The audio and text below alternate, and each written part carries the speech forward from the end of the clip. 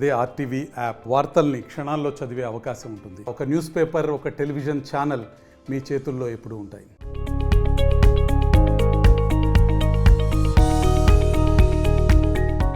RRR cinema block buster hit కావడంతో NTR image global స్థాయికి చేరింది.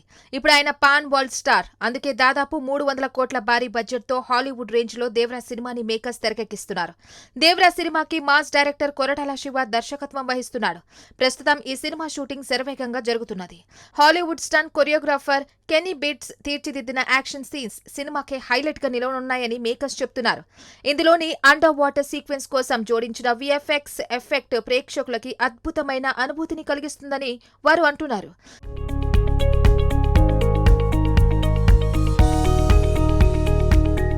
దేవరా సినిమాను ఏప్రిల్ 5న విడుదల చేయాలని నిర్మాతలు భావించిన విషయం తెలిసిందే.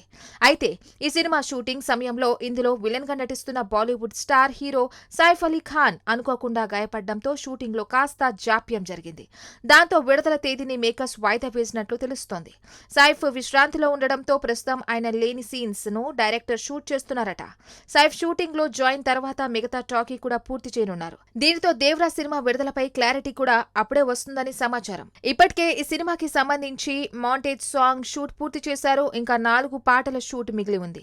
ఇక ఈ సినిమాలో బాలీవుడ్ హీరోయిన్ అతిలోక సుందరి శ్రీదేవి కూతురు అయిన జాన్వీ కపూర్ హీరోయిన్ గా నటిస్తుంది. అలాగే యంగ్ మ్యూజిక్ సెన్సేషన్ అనిరుద్ ఈ సినిమాకి మ్యూజిక్ అందిస్తున్నారు. రీసెంట్ గా రిలీజ్ అయిన దేవరా గ్లిమ్స్ వీడియోలో అనిరుద్ అందించిన బ్యాక్ గ్రౌండ్ మ్యూజిక్ ప్రేక్షకులను ఎంతగానో ఆకట్టుకుంది.